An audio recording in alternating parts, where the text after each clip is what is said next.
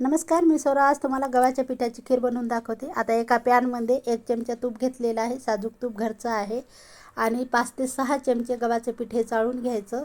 आणि थोडंसं पीठ कमीच घ्यायचं, जास्त पिठाचा इथे वापर करायचा नाही. कारण गव्हाची आपण लहान मुलांना बनवतो, त्याच्यामुळे जास्त लहान मुलांची भूक नसते, त्याच्यामुळे इथं पीठ कमीच वापरायचं. आता हे छान आपल्याला हे परतून घ्यायचं सोनेरी कलर येईपर्यंत. पीठ अजिबात कच्चं राहिलं नाही पाहिजे. आपण लहान मुलांसाठी बनवतो, जेणेकरून पोट दुखलं नाही पाहिजे मुलांचं. 2 वर्षापर्यंत तर लहान मुलांना दात येत नाही, त्याच्यासाठी हा उत्तम पर्याय आहे.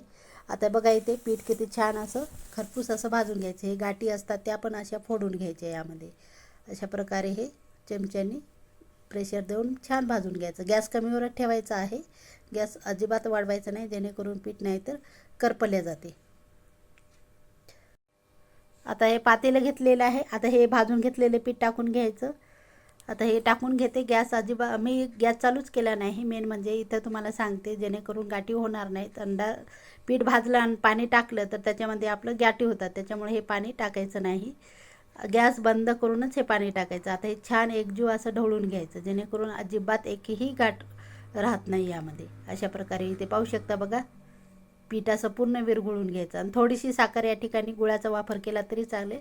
थोडीशी चवीनुसार गोड असलं पाहिजे. आणि काजू बदामाची अशी पावडर आहे, याच्यामध्ये टाकते मी. आवडीप्रमाणे ठेवा इथे.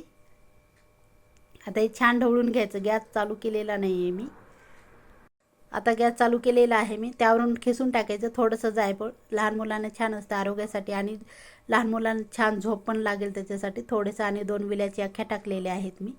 आपल्याला ठेचून वगैरे काही गरज नाही टाकायची, अख्ख्यात टाका. आणि जेव्हा आपल्याला खाऊ घालताना ते काढून घेऊ शकतो. आता इथे पाहू शकता हे छान एकजीव झालेलं आहे. ढवळत राहायचंच कंटिन्यू, जेणेकरून गाठी तर होणारच नाहीत अशा प्रकारे जर केला तर.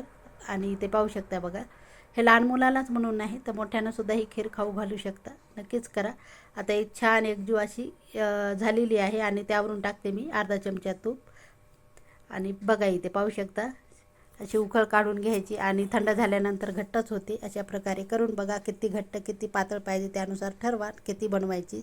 आता हे झालेली आहे. आता एका बाउलमध्ये काढून दाखवते आणि जवळून बघा किती छान दिसते. अशा प्रकारे गॅस बंद करून टाकते मी. आणि थंड करूनच लहान मुलांना भरवा.